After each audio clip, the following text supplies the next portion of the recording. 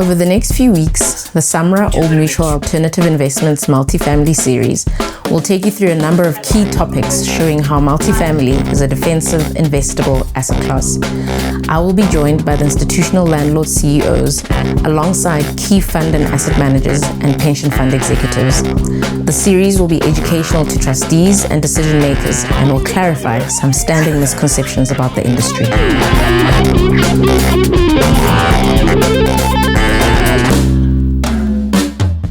Welcome to another episode of the SAMRRA Old Mutual Alternative Investment Multifamily series.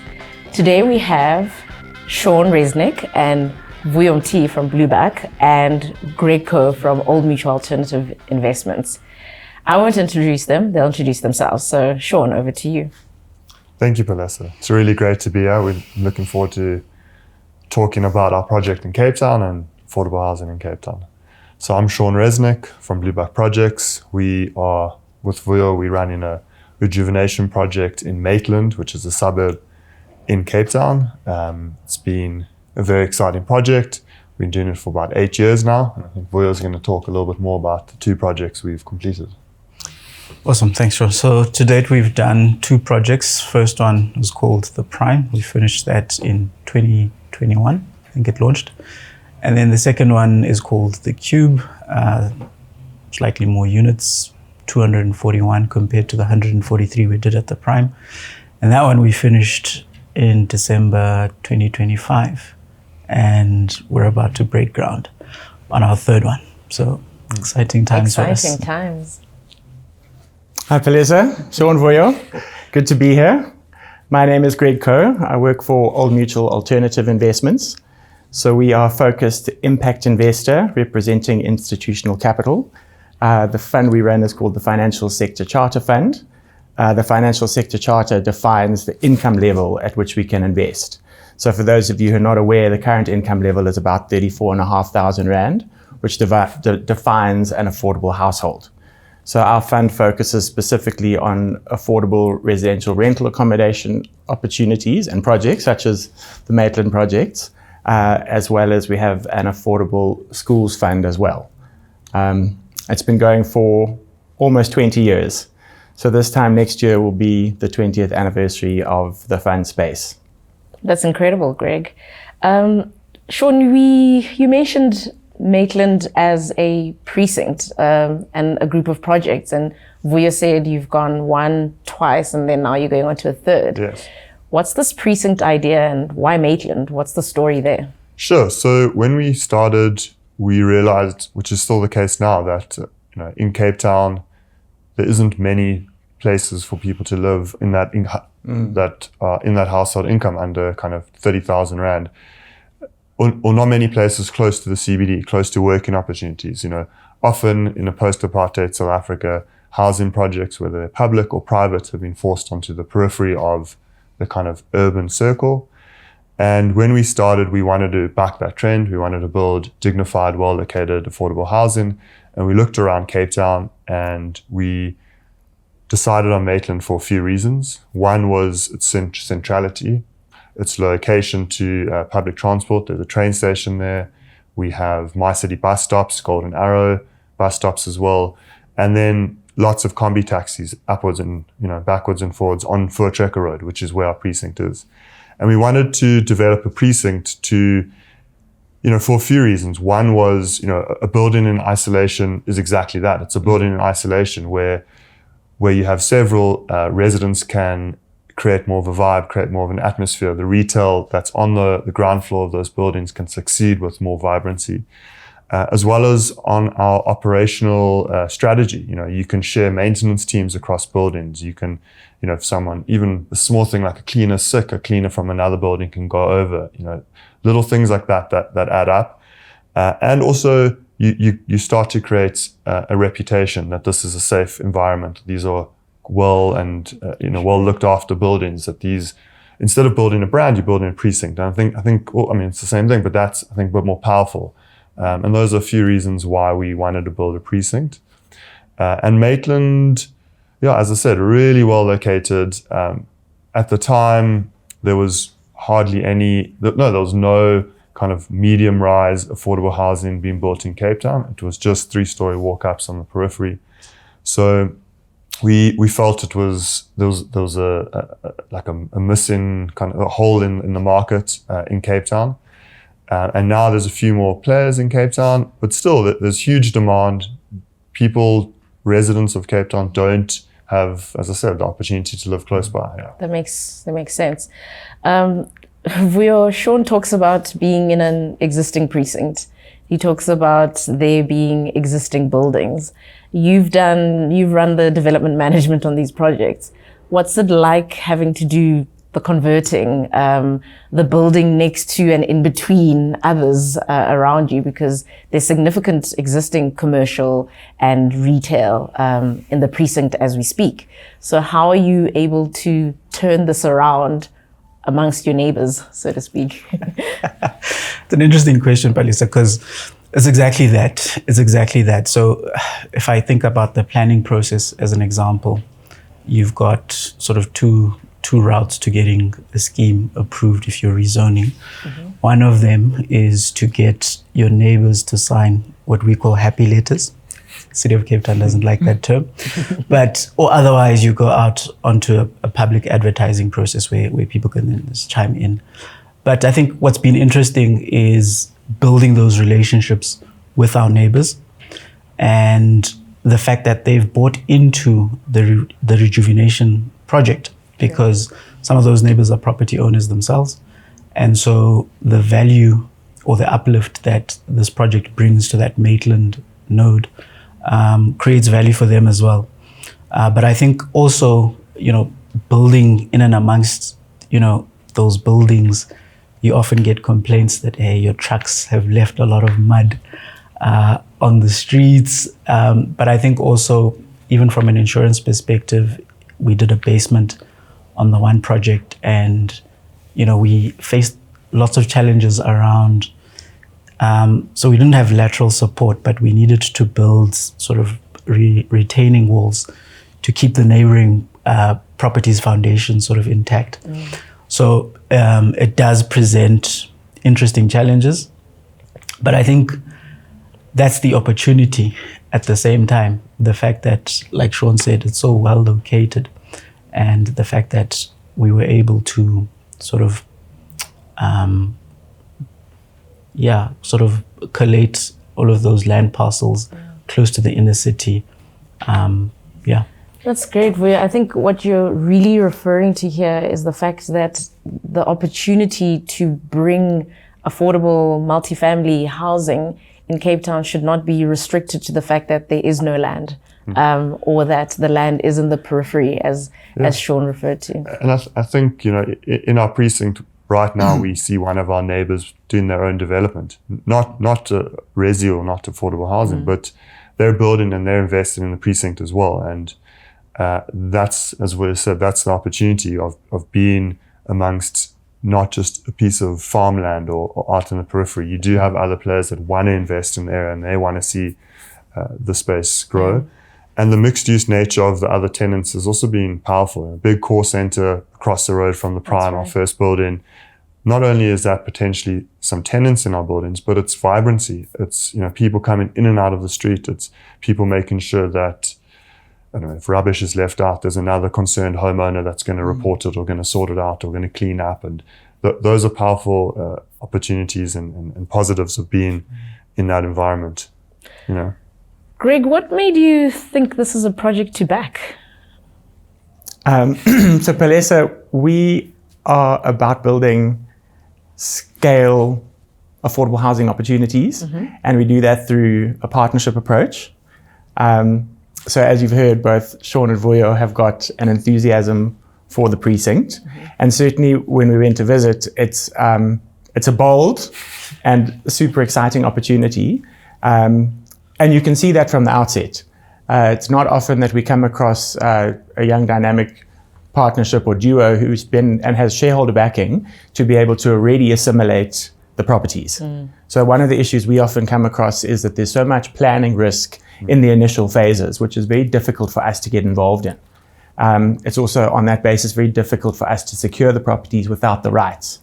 So for Shaun and Vuyo to have had the vision to have done that ahead of time, when we first saw the precinct and the opportunity for the rollout, it really represented a fantastic opportunity. Also, obviously, a precinct, there's an opportunity to really change the face of the entire area, as opposed to just a single building which could perform well. But for us, it was also impressive to have seen that Shaun and Vuyo had delivered on their first building already. So there's a track record of delivery, performance. We can see some of the operating metrics. We can see the extent to which they're getting the remainder of the precinct rollout in place. So it ticked all of our boxes. So it's an opportunity for a scale platform with an experienced partner with track record. But and mostly it's just close to his new offices. It's close to our new offices. And it brings the impact credentials into the city. Yeah. So you are 100% in the range of the affordable rentals that we target. And I tease about it being close to your office, but that's kind of the point. It is close to where people are working. You know, your new offices are at a new centre, new Riverlands. But it's a 15-minute walk, 20-minute walk from our building. You know, a couple thousand people are working there. And that's just one little node that's very close to where we're building and why points to why we're in Maitland.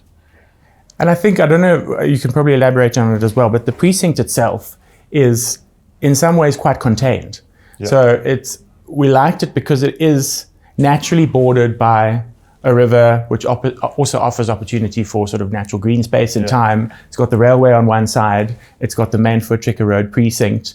So I think there is something about that contained nature where you can perhaps even use the influence a little bit more even in developing out the precinct. Absolutely, and it's the sum of your parts. You know, we own 2, 3, 4, 7 properties. You know, the neighbours on board with what we're doing to go speak to the city or other role players and stakeholders. You know, your voice is more, and your opportunity to improve is also more powerful. And you speak about the nature of the precinct. I think that's something that we really have learned to value. You know, it's quite safe. You know, we feel it's very safe. And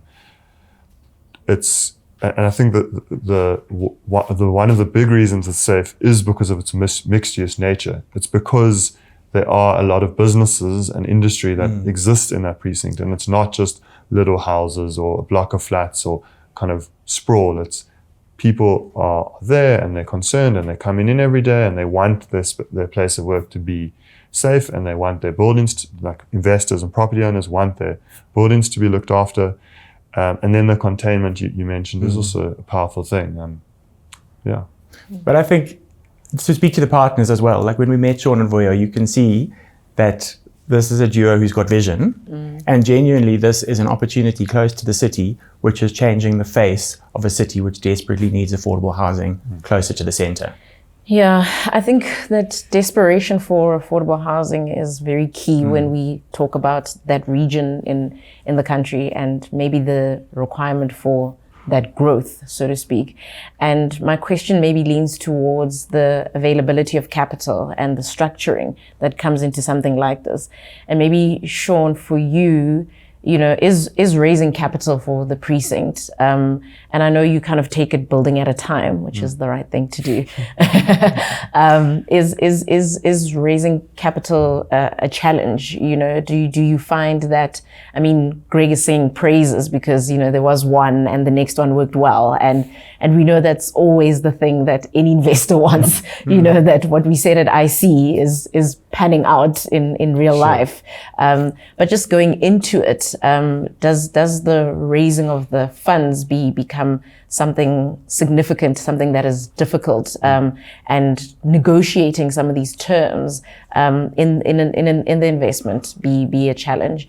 And just on the back of that, Vuyo, if you could also just cover some of the things around, you know, what you learned in building the one and that you've been able to take into the next one, because I think that also links very closely to, you know, the investment case, you know, the successes and the challenges as you go about and what those two things were. Sure. So on the capital, Greg, I think mentioned that we already have shareholder investment and backing. we were, I think, quite fortunate initially to get that backing because we had very, I'm going to say, like-minded family officers that believed in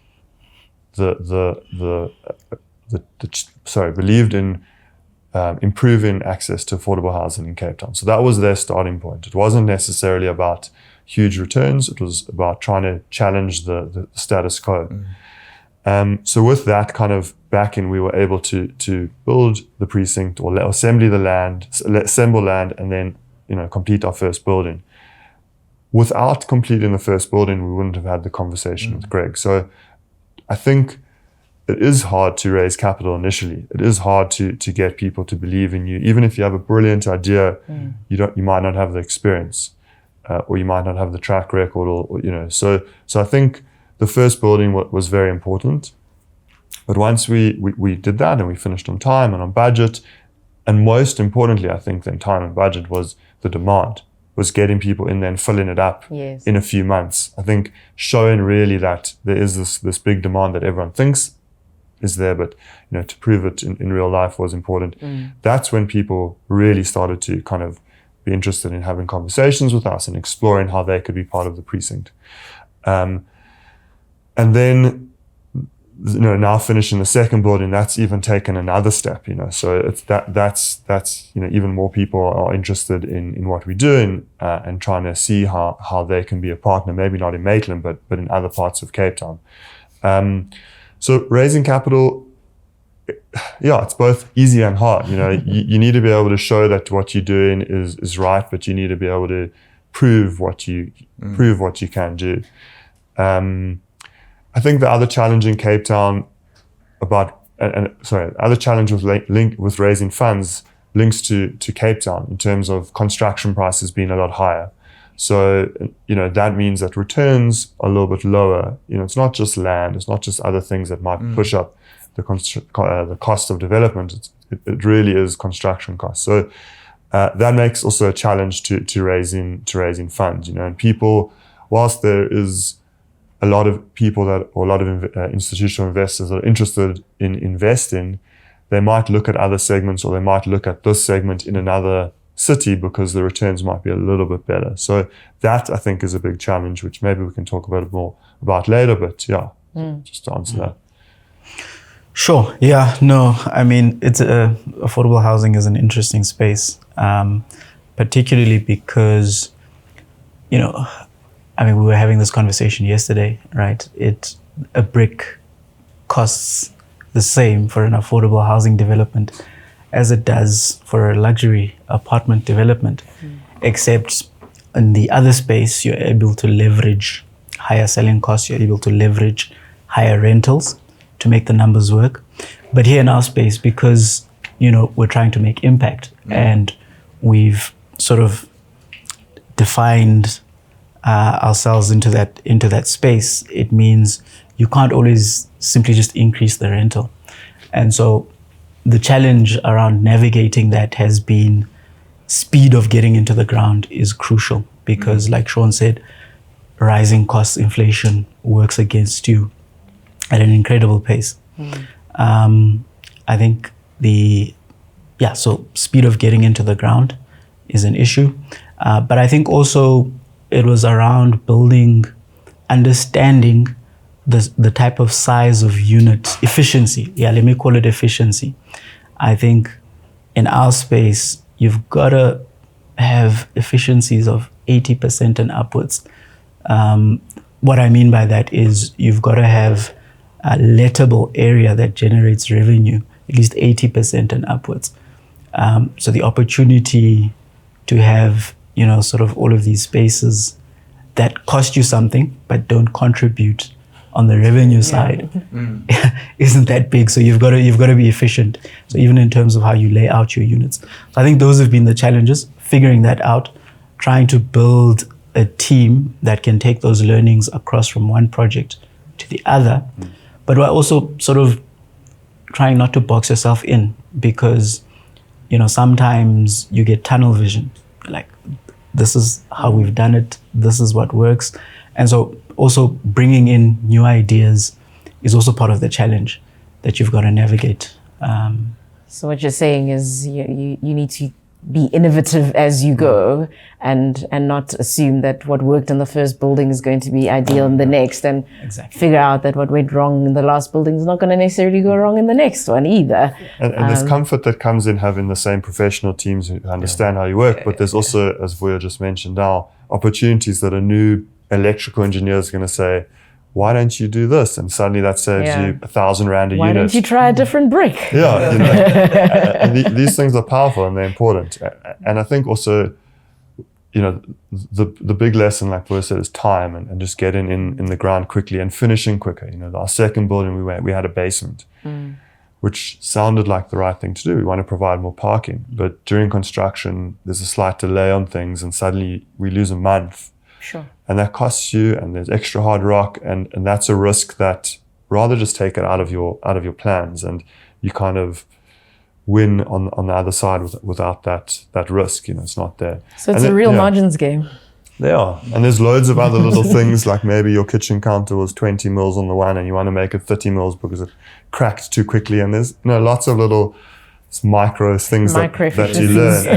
And also point to your operational process. You don't want to be going around fixing, a kitchen counter every week. You want to be doing 2 a year, 3 a year. So that's an important thing about realizing and figuring out where it's worth to spend the money on a little bit better spec, and where it's fine to not do that. Not to say it's an inferior product, but it's just something that won't deteriorate or won't be ruined over time. I think those are lessons that we kind of learn, and also being very hands-on with the asset management has been valuable in that regard. Visiting site, speaking to our property managers, being on annoying WhatsApp groups and things like that.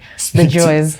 I think if I can add to that, that's a massively important thing for us. So when we looked at your proof of concept, which was a building called the Prime, it was not only that it was completed on time, in budget, and rented up, I think, ahead of your investment case within 6 months, but also then we could see that you had an operating track record.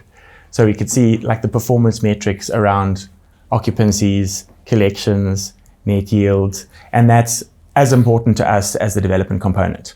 So Shaun and Vuyo as a partner, it's not just a development partner, it's a long-term operating partner. And I think each of you have spoken about the design elements, the efficiencies around operating at 80%, but then it means as a partner, you're also operating as much more of a placemaker, trying to figure out how to make that building work. I think both of you have that energy around like really constantly trying to figure out what's going to work better for the precinct. Absolutely. Greg, my question is just on that. As a fund, you're saying that the ops are very important. You spoke about you guys having a 20th anniversary, suggesting that you're in for the long haul. You'll be invited to the party. Thank you very much, Shaun. I say it as an employee. With the 20th anniversary coming up, and that long history of understanding these things, what Shaun is building today, what Vuyo is making decisions on basements today, you have to carry for the next 10 years or more. Well, we have to. Yes, but what I'm trying to get at when thinking of an investor listening to this conversation, they don't have those expertise, and they're saying, if I want to have long money in this, it becomes very clear your jockey is absolutely critical. Essential. And not critical in just the building, but critical going forward. And my question then is around those very returns, those yields.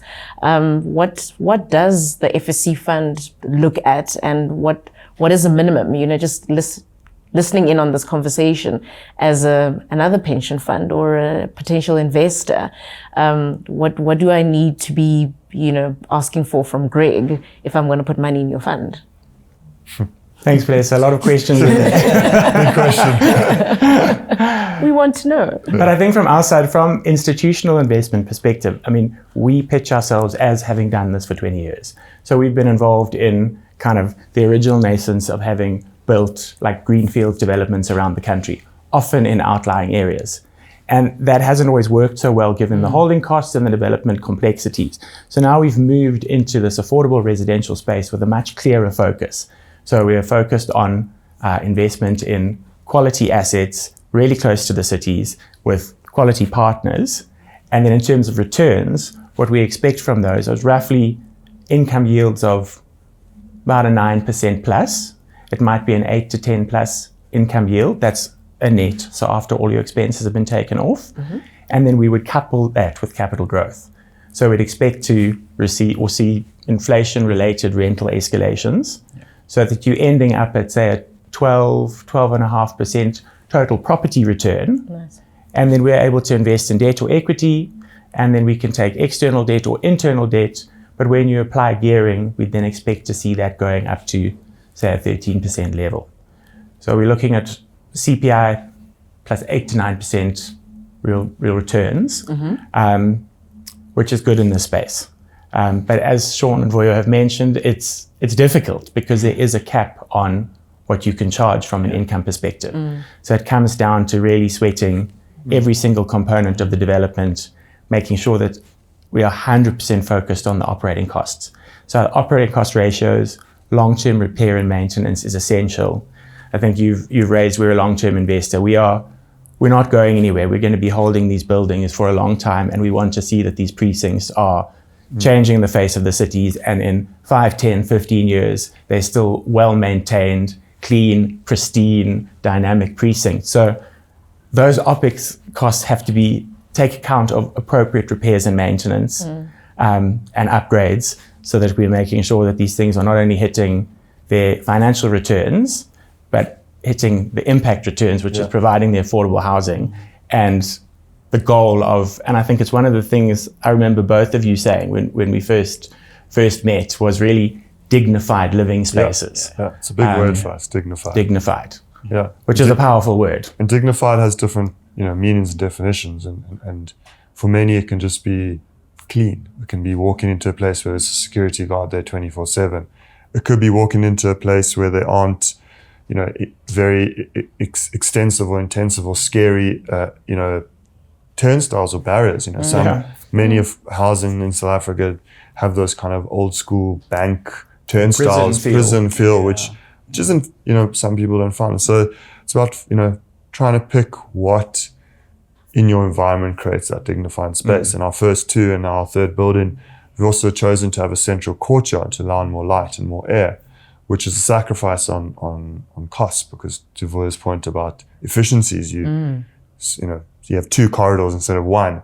But for us, it allowed in more light and air. And that was an opportunity to play to our dignified mandate and our ambition. Not to say we're always going to build like that, but it's always going to be dignified, but not necessarily always going to have that courtyard. But just another example where we chose to maybe sacrifice on capital return, but we win on social return and impact return, and a return you maybe can't feel, but or read on a piece of paper. And but the you value can of the definitely precinct long term, which will translate ultimately into financial return as well. Yeah. Sorry, Vuyo, you wanted to say something? No, I think part of what Shaun is saying, I think I've seen has contributed to a strong demand for spaces in our buildings, and that, if we look at the leasing up periods as an example, we're doing 4 months up to 100% occupancy, which maybe just to contextualize that, the latest building was 240 odd units. 240, let up in 4 months. In 4 months. So really strong demand. And the nice thing, or I don't know if it's a nice thing, but part of that is also, like Shaun and Greg have said, like the management side.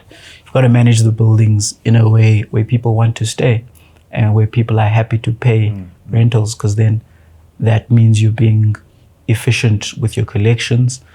Your bad debt ratios are much lower. And we've been fortunate because we've seen that in the precinct, we were able to do a combined bad debt and vacancy ratio of about 2%, which we think is really good. No, that's solid. From a SAMRRA perspective, I can tell you that that's pretty much where most of our members are at. So you're tracking the other 40 billion, 75,000 units that SAMRRA members represent. And I think it really goes to something I've spoken a lot about on the series, which is the data piece is important. We really need to start understanding these numbers at a very broad scale, because what people understand to be multifamily, what people understand to be affordable housing, isn't necessarily what is happening on the ground, because their thoughts of what that is something maybe substandard, is something that doesn't perform very well, you know, and the reality is what you guys are producing, what your fund is very happy with, is something that speaks, you know, volumes to it being a very high-end product, not from a finisher's perspective, but from an investment perspective, it's quite secure. It's quite defensive, you know, and it survives through some interesting dips.